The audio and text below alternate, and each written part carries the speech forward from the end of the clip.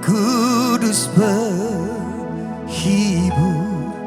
dan penolongku.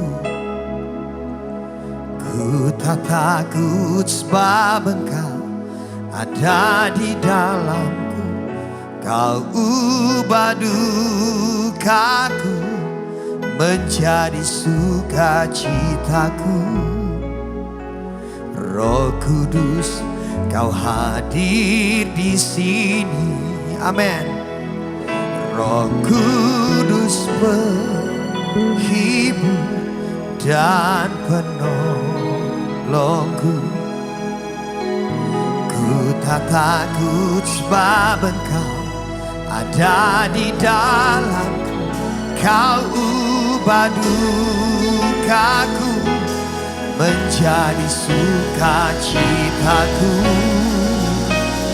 Roh Kudus, Kau hadir di sini. Sama-sama yang mengasihi Tuhan katakan, Roh Kudus, turunlah sekarang hatiku sebagai bayi. Hidupku jadi bejana, pakai sesuai rencana. Katakan rinduku, rinduku, yes. Ubah hidupku, ku bawa kepadamu Tuhan, sebagai persembahan yang hidup sampai akhir hidup. Katakan, Roh Kudus penghibur dan penolong. Ku tak takut, oh, ada di dalamku. Amin. Jadi sukacita bagi setiap kami Tuhan. Roh Kudus, Kau hadir. Roh Kudus penghibur dan penolongku. Dan ku tak takut sebab Engkau ada di dalamku. Amin. Katakan, Roh Kudus, Kau hadir di sini. Mari bangkit berdiri sama-sama katakan, Roh Kudus penghibur dan penolongku. Ku tak takut sebab Engkau ada di dalamku. Kau ubah dukaku menjadi sukacitaku. Roh Kudus, sekali lagi katakan, Roh Kudus penghibur. Oh, ku tak takut, ku tak takut, sebab Engkau ada bersama kami Tuhan.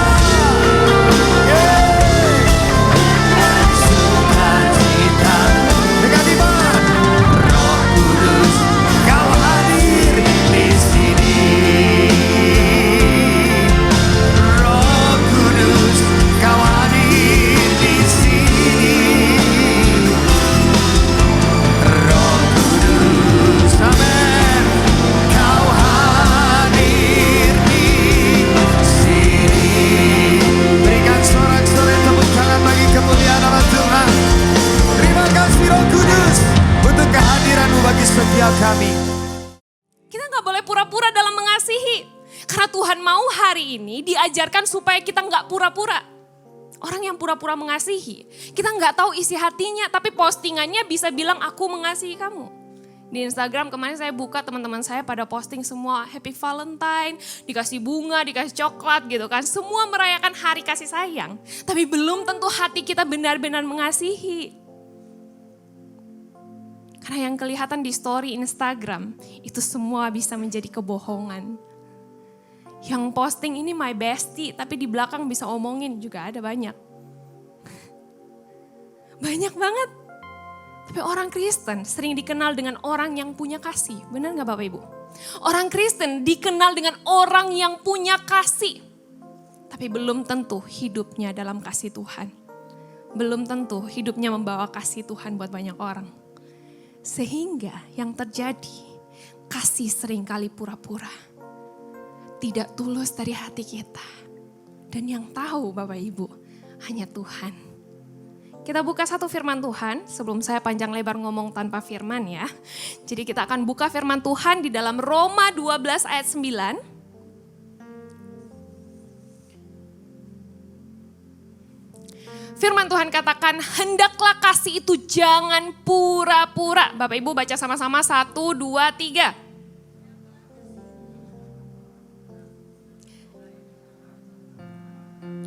Hendaklah kasih itu jangan pura-pura. Jauhi yang jahat dan lakukan yang baik. Kalau kita punya kasih yang gak pura-pura, maka kita akan menjauhi semua kejahatan. Dan kita akan hidup melakukan yang baik dalam hidup kita. Kita akan punya perilaku yang baik karena kasih kita benar-benar tulus. Makanya poin pertama hari ini kita akan belajar mengasihi dari hati. Kalau saya mau bilang, siapa yang bisa koreksi hati kita? Suami bisa lihat hati istri? Istri bisa lihat hati suami? Anak-anak bisa lihat hati papa mama?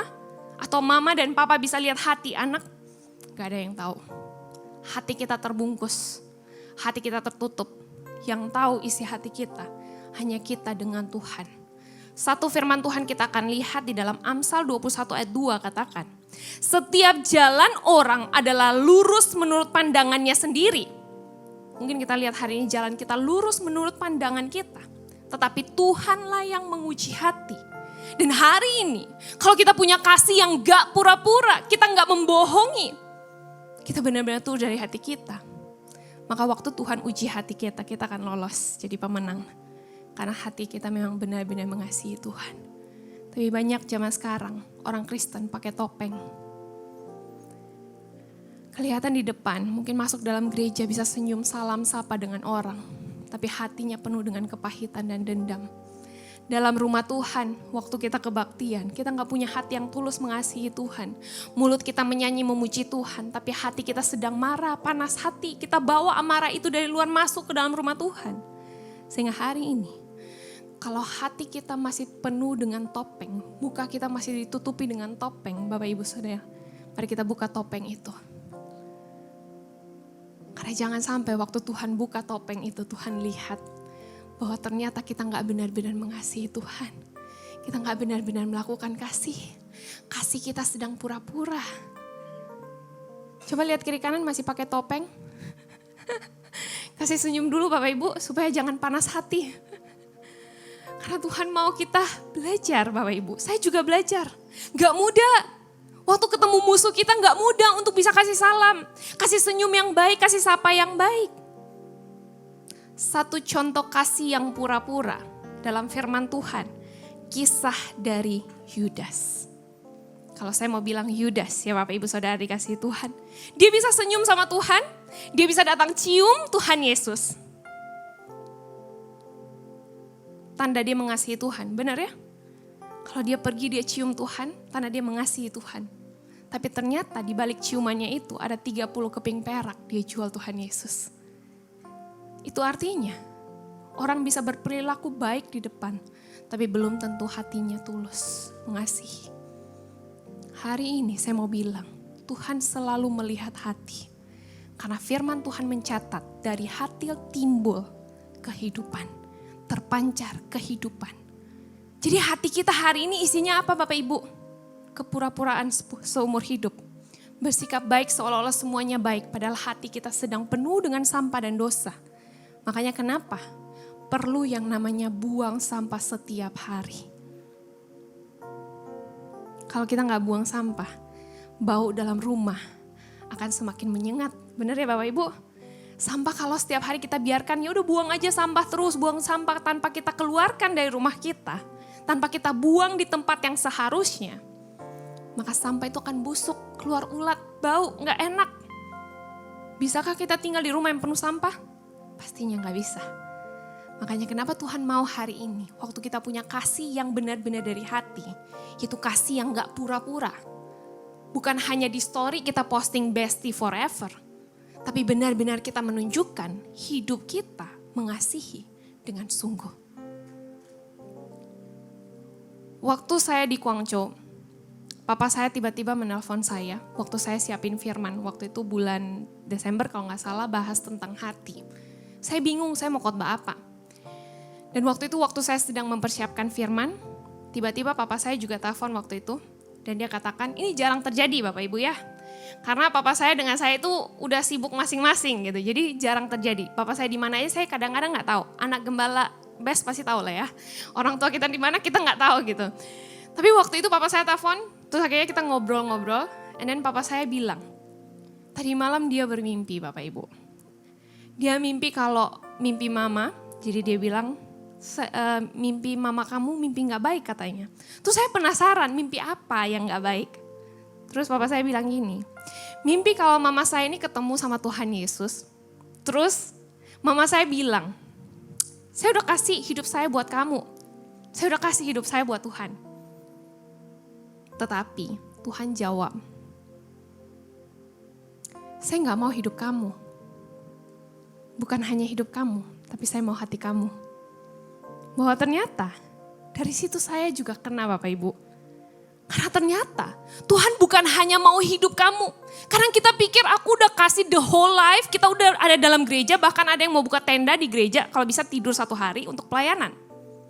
Tapi ternyata Tuhan bukan hanya mau hidup kita, tapi Tuhan mau hati kita. Hari ini kita boleh ada dalam gereja, kita duduk manis, kita melayani, kita melakukan yang terbaik. Tapi hati kita ada di mana? Hati kita kasih kepada siapa? Kita masih sering kali marah, emosi, kita masih sering kali tersinggung, kita masih sering kali berantem dalam gereja. Padahal Tuhan mau hati kita hari ini. Jadi sudahkah kita memberikan hati kita sama Tuhan? Atau hanya hidup kita untuk melayani Tuhan? Ada yang bilang, saya udah puluhan tahun melayani, hidup saya setengahnya udah di dalam gereja. Udah cukup, gak apa-apa hati saya buat yang lain gak apa-apa. Tapi hari ini firman Tuhan datang. Kalau kasih itu gak pura-pura. Tuhan yang selidiki hati kita. Berarti hati kita itu harus diberikan buat Tuhan. Jangan pikir kita udah paling banyak berkorban dalam gereja memberikan hidup. Tapi Tuhan mau hari ini hatimu kembalikan pada Tuhan. Tuhan mau kita berikan hati kita pada Tuhan. Makanya kalau kita lihat ayat selanjutnya dikatakan, ayat 10.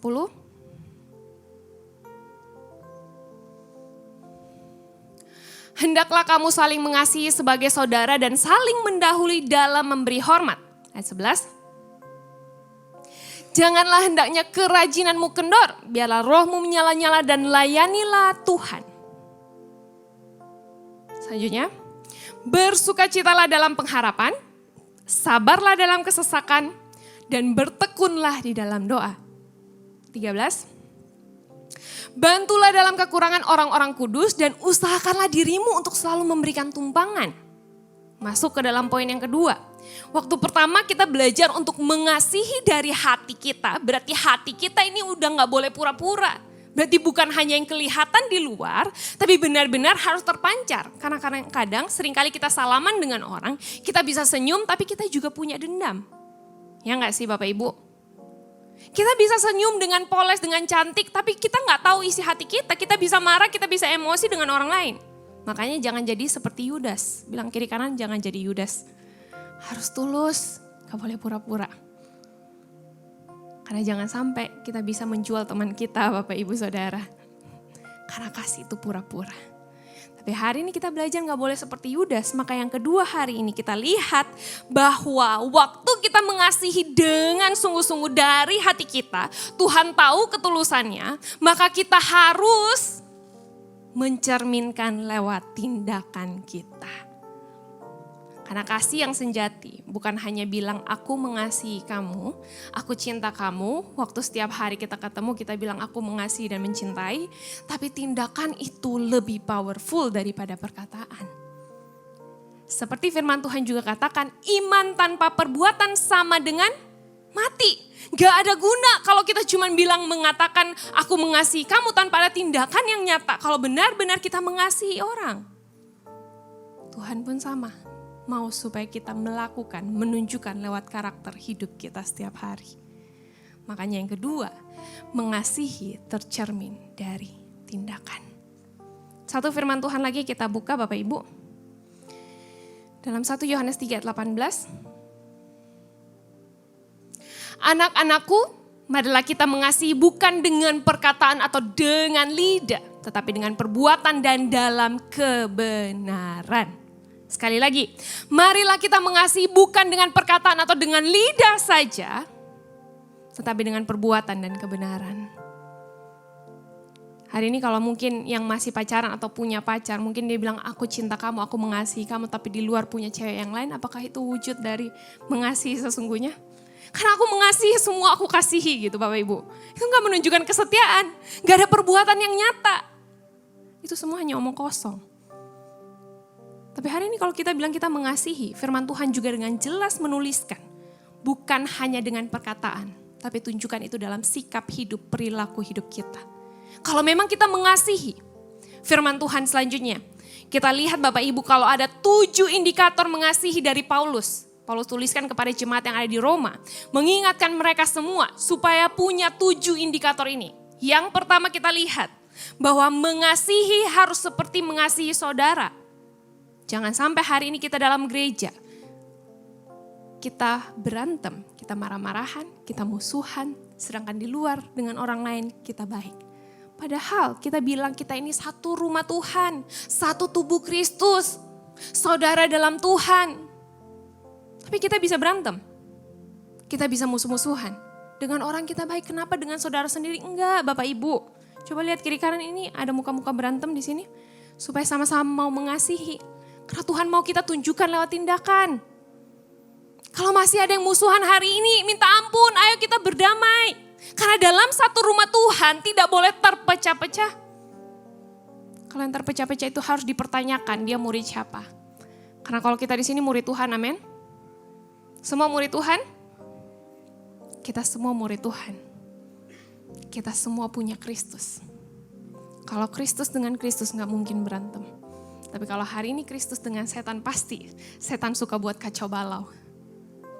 Kalau kita sama-sama punya satu tujuan dalam satu rumah Tuhan, Paulus mengingatkan kita untuk saling mengasihi. Begitupun sama, kalau kita di labeling sebagai orang Kristen punya kasih, gak mungkin di luar kita suka berantem dan cari masalah dengan orang. Tapi kalau hari ini kita masih suka berantem dan cari masalah dengan orang di luar, mari kita mau bertobat. Saya juga Bapak Ibu. Supaya kita jangan suka menciptakan yang namanya kerusuhan. Tapi sebagai orang Kristus yang mengasihi Tuhan, waktu kita tunjukkan tindakan kita, berarti dimanapun kita berada kita harus menjadi pencipta damai. Kita harus membawa damai. Karena ini tindakan dari mengasihi. Yang kedua, ini di ayat 10 kita lihat lagi. Hendaklah kamu saling mengasihi sebagai saudara. Ini yang pertama tadi. Dan saling mendahului dalam memberi hormat. Berarti yang kedua, saling menghormati. Kalau saya lihat banyak anak muda zaman sekarang yang udah gak bisa menghormati orang lain. Karena etikanya udah kurang. Kita pikir kalau kita udah punya jabatan, kita udah punya kedudukan, kita udah punya pangkat, kita udah di paling atas, kita udah gak mau lihat lagi sama orang tua yang dibawa. Kita anggap mereka itu apa? Kita yang paling hebat, paling jago. Enggak Bapak Ibu. Hari ini semakin tinggi kita. Dimanapun Tuhan tempatkan kita di posisi paling tinggi, kita harus tahu dan kita harus ingat bahwa kita harus saling menghormati. Bahkan orang tua, gembala, kita harus saling menghormati. Bilang kiri kanan, jangan tuntut menghormati, tapi kamu harus menghormati. Jangan hanya tuntut untuk mau dihormati orang lain, tapi kita gak mau menghormati orang lain. Gak bisa Bapak Ibu. Kita harus mulai terlebih dahulu. Karena kita orang Kristen. Kita percaya Tuhan. Kita anak Tuhan. Kita punya kasih yang gak pura-pura. Kita gak sedang pakai topeng. Tapi kita sudah buka topeng kita. Dan kita mau melakukan kasih dengan sungguh-sungguh. Kita mau belajar untuk menghormati orang lain. Yang ketiga, kita buka ayat 11. Janganlah hendaknya kerajinanmu kendor, biarlah rohmu menyala-nyala dan layanilah Tuhan. Sekali lagi kita baca sama-sama supaya semangat ya Bapak Ibu. 3, 2, 1. Kerajinanmu kendor, biarlah rohmu menyala-nyala dan layanilah Tuhan. Janganlah hendaknya kerajinanmu kendor. Berarti yang ketiga, indikator ketiga. Paulus mau supaya kita tetap rajin dan semangat. Masih rajin dan semangat Bapak Ibu? Kalau ada yang bilang begini, aduh saya udah 20 tahun melayani Tuhan. Saya udah kendor, saya udah capek. Kemarin di summit, saya sangat diberkati dengan gembala senior katakan.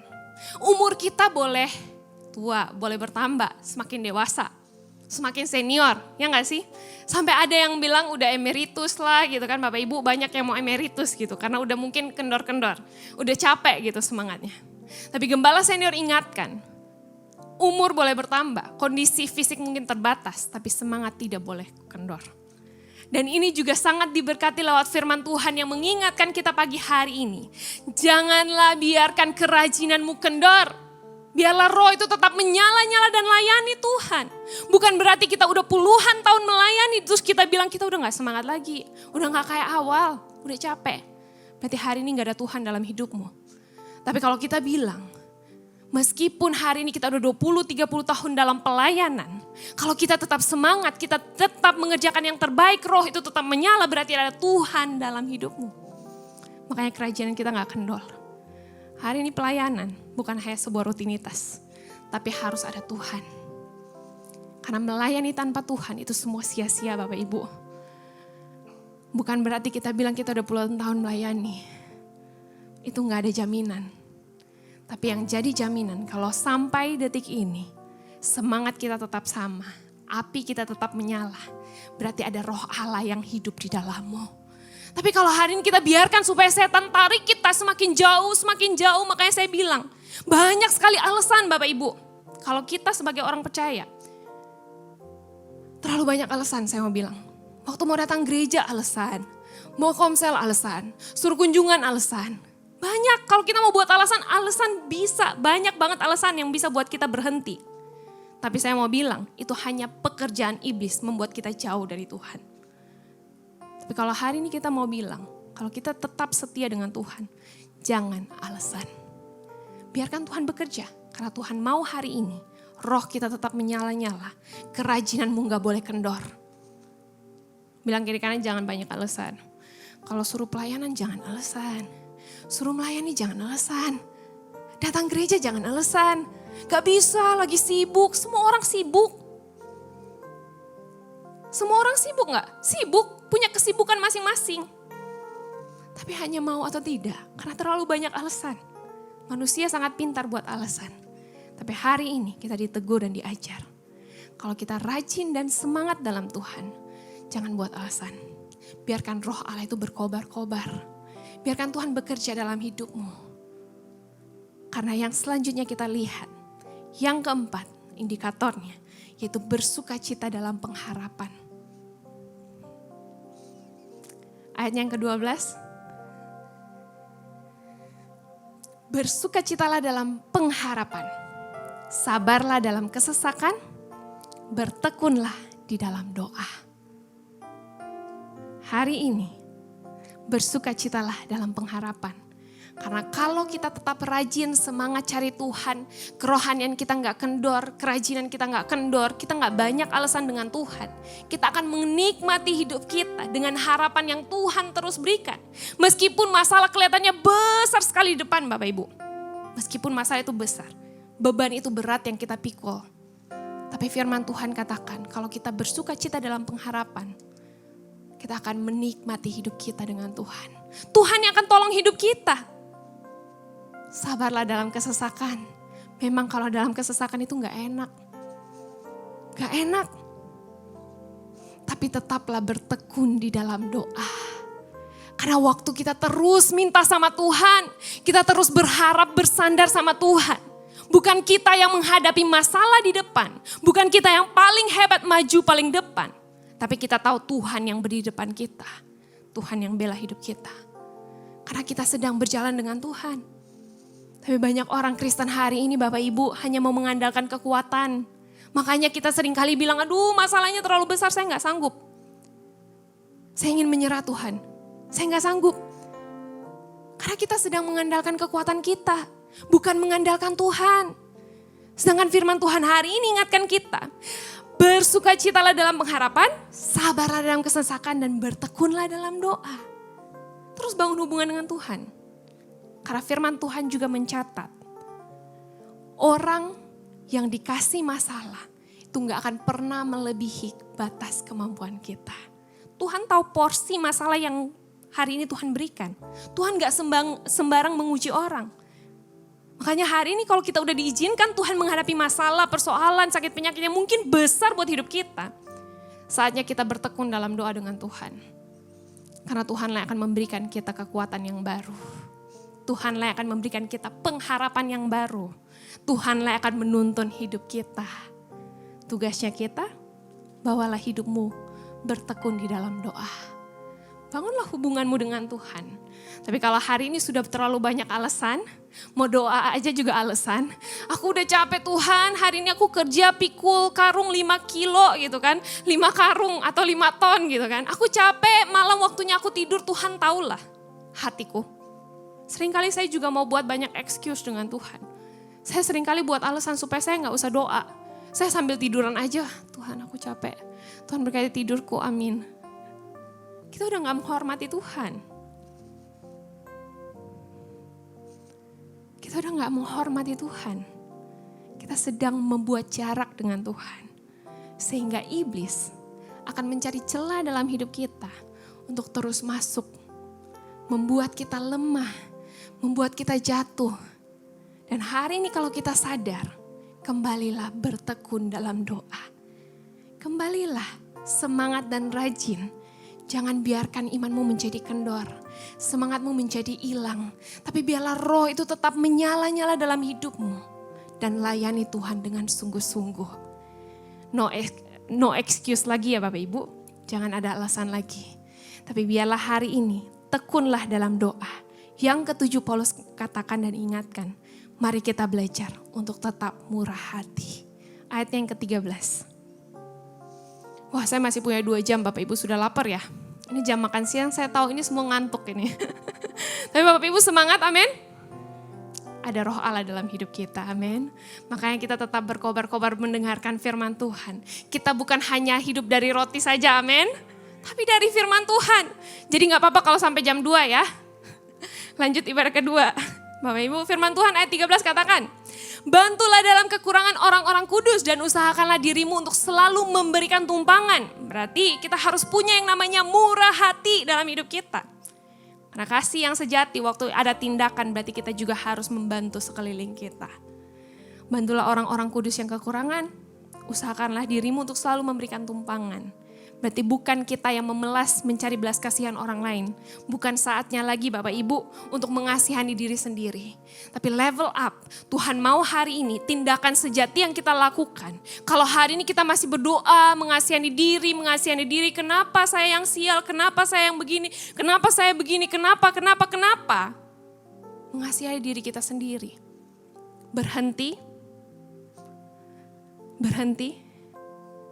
Dan hari ini mintalah sama Tuhan supaya kita lihat sekeliling kita. Bapak Ibu percaya, Kalau kita berhenti mengasihani diri kita sendiri, kita bisa melihat sekeliling kita yang membutuhkan belas kasihan Tuhan. Kita akan jangkau mereka. Kalau kita jangkau mereka, saya percaya kalau hari ini kita punya hati untuk jiwa-jiwa, maka kursi-kursi yang ada kosong ini akan terisi dengan jiwa. Karena kita tahu kita udah dapat keselamatan. Bukan kita lagi yang cari belas kasihan, tapi sudah saatnya kita membagikan kasih Tuhan buat banyak orang. Sehingga mereka boleh merasakan Tuhan itu hidup. Karena ada dampak dari diri kita Bapak Ibu. Kasih yang sejati, waktu kita mengasihi, ada cerminan dari diri kita. Yaitu tindakan hidupmu Bapak Ibu. Sehingga poin yang ketiga, poin yang terakhir, puji Tuhan. Puji Tuhan Bapak Ibu udah terakhir ya Bapak Ibu, habis ini kita lunch. Yang ketiga, kita mau level up dalam mengasihi. Kalau tadi mungkin kita diajarkan untuk mengasihi sesama, mengasihi seperti saudara, menghormati dalam rumah Tuhan, menghormati yang mungkin lebih rendah, lebih tinggi usianya, mungkin lebih senior atau lebih junior. Kita belajar untuk menghormati untuk diri kita. Kita belajar untuk tekun, kita untuk terus berharap, bersuka cita. Yang ketiga, kita mau level up dalam mengasihi. Karena mengasihi yang sejati Tuhan inginkan. Bukan lagi mengasihi diri sendiri, bukan hanya dalam lingkungan kita, tapi kita harus mengasihi musuh kita. Ini PR paling sulit. Bapak Ibu, ada yang sudah lolos mengasihi musuh? Ada yang sudah lolos bisa mendoakan musuh kita? Mendoakan orang yang mengutuk kita? Mendoakan orang yang mencaci maki kita? Apakah ada yang bisa? Ini PR seumur hidup yang Tuhan berikan buat kita. Akan sangat sulit dikerjakan. Kita buka dulu firman Tuhan, ayat 14. Berkatilah siapa yang menganiaya kamu. Waduh, susah banget nih. Kalau kita udah dimaki, pasti kita balasnya akan lebih jahat. Kalau kamu hari ini kurang ajar sama saya bakal balas lebih jahat lagi. Siapa yang punya prinsip seperti itu Bapak Ibu? Gak ada di sini, ini semua jemaat baik, puji Tuhan ya. Kita gak boleh balas jahat dengan jahat. Karena firman Tuhan katakan, balaslah kejahatan dengan kebaikan. Itu artinya, berkatilah siapa yang menganiaya kamu. Berkatilah dan jangan mengutuk. Seringkali mulut kita punya refleks yang salah. Makanya kenapa? Waktu orang baru senggol dikit, keluarnya kata-kata kasar. Baru orang mungkin serempet sedikit, kita udah mau maki-maki, marah-marah. Harus sadar kembali, identitas kita adalah pengikut Tuhan. Identitas kita adalah anak Tuhan. Identitas kita adalah orang Kristen yang punya kasih. Di mana kasih? Kalau hari ini kita suka mengutuki orang lain, suka mengutuki tetangga, suka mengutuki orang-orang yang hari ini buat jahat sama kita. Apa bedanya kita dengan mereka? Sedangkan kita di-labeling orang Kristen yang punya kasih. Berarti hari ini kalau kita tahu kita harus punya kasih, berarti kasih yang benar harus mengasihi musuhmu. Mulut ini gak boleh lebih cepat dari otak Bapak Ibu. Harus mikir dulu apa yang kita mau katakan, supaya gak salah mengucapkan. Karena dampaknya sangat besar buat hidup kita. Tapi hari ini kalau kita sudah tahu label kita, orang Kristen yang punya kasih, maka kasih itu gak boleh pura-pura. Kasih itu harus tulus. Hari ini jangan lagi pakai topeng, senyum dengan cantik tapi hatinya jahat. Tapi hari ini kita buka topeng kita. Kalau memang mau mengasihi, jangan pura-pura lagi. Kalau senyum, senyumlah dengan tulus. Buang semua yang kotor dalam hati, pikiran jahat, yang jahat-jahat kita tinggalkan. Tahun ini menjadi resolusi yang baru buat kita. Kasih, jangan pura-pura. Kita buka topeng kita belajar mengasihi, terutama mengasihi musuhmu. Berdoa buat mereka, jangan kutuki mereka. Saya tahu ini susah, karena buat saya pribadi juga sangat susah Bapak Ibu. Tapi saya mau bilang, kalau kita taat melakukan, Tuhan berkenan atas hidup kita. Apapun yang kita lakukan, jangan khawatir. Tuhan akan jadikan itu berhasil. Saya tutup dengan sebuah kesaksian Bapak Ibu. Satu teman saya, dia pernah bersaksi. cerita sharing sama saya. Dan dia katakan bahwa dia dulu punya dendam dengan orang. Ini pelayan gereja dalam gereja. Dia punya dendam dengan satu orang, tapi dia tuh gak sadar. Bertahun-tahun dia gak sadar. Tapi waktu dia ketemu orang ini rasanya tuh gak nyaman, gak suka. Tapi dia gak tahu kalau ini dendam. Sehingga waktu itu, waktu ada KKR berdoa, dia nangis. Ini pengerja Bapak Ibu. Dia nangis dan sampai dia jatuh. Dia gak sadar. Dia jatuh, manifestasi dan lain sebagainya. And then akhir itu dilayani oleh satu pendeta kita juga. Ditanyai, kamu kenapa? Terus dia bilang gini, saya juga gak tahu. Dia juga gak sadar Bapak Ibu kalau dia punya dendam. Dilayani sampai akhirnya dia ingat kalau dia mungkin punya dendam dengan orang ini. Karena dia gak suka ketemu orang ini. Ini sama-sama satu rumah ya Bapak Ibu. Sama-sama satu rumah. Sampai akhirnya dilayani dan akhirnya dia bilang dia mau melepaskan pengampunan. Dari cerita ini saya belajar Bapak Ibu ya. Dia mau melepaskan pengampunan, akhirnya dilayani, didoakan. Susah buat dia bilang aku mengasihi orang ini. Susah sekali. Karena saya tahu iblis juga pasti bekerja. Gak usah ngapain, dia udah buat kamu. Dia udah begini, pasti iblis terus menguping seperti itu Bapak Ibu. Sehingga akhirnya dia berhasil untuk lepaskan pengampunan. Dan saya juga belajar waktu dia cerita ini Bapak Ibu. Dia bilang waktu sudah dilepaskan pengampunan, dia bilang aku bisa mengasihi orang ini. Dari awalnya dia gak mau ketemu sama orang ini. Maksudnya satu gereja tapi waktu ketemu tuh dia kayak terus mencari hal lain supaya jangan sampai berinteraksi dengan orang ini. Tapi waktu sudah ada pengampunan, waktu dia lepaskan pengampunan, di situ dia bisa ketemu, dia bisa shalom, dia bisa sapa, dan dia bilang waktu pengampunan itu tiba, waktu dia mau melepaskan dendam ini, seperti ada belas kasihan Tuhan masuk dalam hatinya, kasihnya itu besar sekali Bapak Ibu. Dan dia tidak ada lagi merasakan amarah. Sehingga waktu itu dia bisa ketemu dengan orang ini, dia bisa berinteraksi dengan baik, dia bisa shalom, dia bisa senyum. Pengampunan itu terjadi.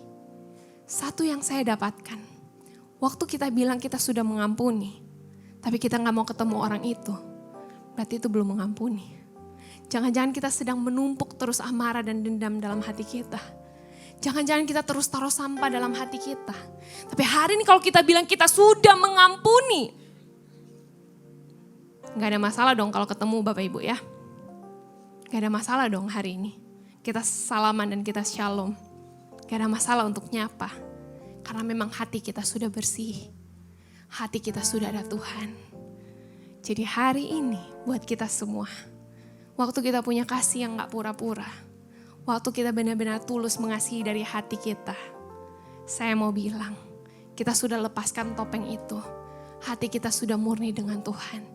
Sudah ada Tuhan bekerja dalam hidupmu. Kerajinan kita juga tidak akan kendor. Tapi api itu roh itu akan menyala-nyala. Kita melayani, gak sama lagi seperti dulu. Bukan sebuah rutinitas, tapi memang kehausan kita akan melayani Tuhan. Kehausan kita akan jiwa-jiwa. Makanya hari ini, tetaplah semangat, amin. Bilang kiri kanan, tetap semangat mengasihi. Saya jemput kita bangkit berdiri.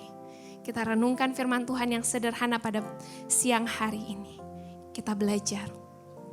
Manusia mungkin gak tahu isi hati kita. Tapi saya mau bilang, Tuhan sangat tahu isi hatimu. Hari ini bukan terhadap saya, bukan terhadap gembala-gembala yang lain. Tapi terhadap Tuhan kita mau buat komitmen. Kalau kasih hati ini milik Tuhan, maka tidak boleh ada topeng lagi di depan. Tapi kita sudah mau belajar yang sungguh-sungguh hati kita berikan untuk Tuhan. Kami bersyukur Tuhan untuk kebenaran-Mu. Mungkin hamba telah selesai menyampaikan firman dan isi hatimu. Tapi hamba percaya bahwa Roh-Mu yang kudus akan tetap bekerja dalam setiap hati kami. Pribadi kami Tuhan. Mengingatkan, menegur, mendidik kami Tuhan. Supaya kami ingat akan firman-Mu. Untuk kami terus hidupi dan lakukan. Karena iman tanpa perbuatan sama dengan mati. Hari ini kami mau iman kami disertai dengan perbuatan. Oleh karena itu, kami mungkin terbatas dan gak mampu. Tapi kami punya Tuhan yang tidak terbatas. Tuhan yang akan memampukan hidup kami. Kami bersyukur Tuhan dan kami terima firman-Mu. Hanya di dalam nama Tuhan Yesus. Haleluya. Dan juga kami tidak lupa bersyafaat untuk gereja-gereja yang ada di seluruh dunia. Bagi para hamba Tuhan sampai kepada semua umat Tuhan, kiranya Engkau memberkati mereka semua supaya mereka boleh menjadi berkat. Dan juga gereja yang Tuhan percayakan kepada setiap kami, yaitu gereja Blessing in the Spirit. Kami mau berdoa untuk setiap persembahan dari umat-Mu ya Tuhan. Baik itu pembangunan gereja, diakonia, dan juga perpuluhan. Kiranya Engkau terima sebagaimana persembahan Habel. Kiranya boleh menjadi dupa yang harum di hadapan-Mu ya Tuhan. Kiranya Engkau membalasnya. Baik itu dalam pekerjaan, rumah tangga, studi karir, bahkan di dalam iman kerohanian. Dan lebih daripada itu, biarlah hidup kami boleh menjadi persembahan yang kudus, yang berkenan di hadapan Tuhan. Mari dekapkan kedua tangan di dada. Firman Tuhan katakan, jagalah hatimu dengan segala kewaspadaan, karena dari situlah terpancar kehidupan. Jemaat yang dikasihi Tuhan, jadilah berkat dan terimalah berkat rahmat anugerah dari Allah Bapa di surga. Di dalam putra tunggalnya Yesus Kristus yang telah mati bagi dosa-dosa kita. Dan dia bangkit pada hari ketiga. Sehingga kita sembah Tuhan Allah yang hidup, iman kita bukan kepada Tuhan yang mati. Dia naik ke sorga, menyediakan rumah bagi kita, sehingga kita punya pengharapan yang pasti. Dia akan datang kedua kalinya, menyebut gereja dan umatnya yang berjaga-jaga, kudus, dewasa, bijaksana, serta menghakimi dunia. Dan di dalam persekutuan dengan Roh-Nya yang kudus, yang membuat hati kita berkobar-kobar, kembali dalam kasih semula, kekudusan, kebenaran, dan menjadi saksi Kristus mulai hari ini sampai selama-lamanya. Mari kita tutup dengan doa yang Yesus ajarkan. Bapa kami yang di surga, dikuduskanlah namamu, datanglah kerajaan-Mu, jadilah kehendak-Mu di bumi seperti di surga. Berikanlah kami pada hari ini makanan kami yang secukupnya, dan ampunilah kami akan kesalahan kami, seperti kami juga mengampuni orang yang bersalah kepada kami. Dan janganlah membawa kami ke dalam pencobaan, tetapi lepaskanlah kami daripada yang jahat. Karena Engkaulah yang punya kerajaan, dan kuasa, dan kemuliaan sampai selama-lamanya. Amin. Tuhan Yesus memberkati, silakan duduk Bapak Ibu. Bersyukurlah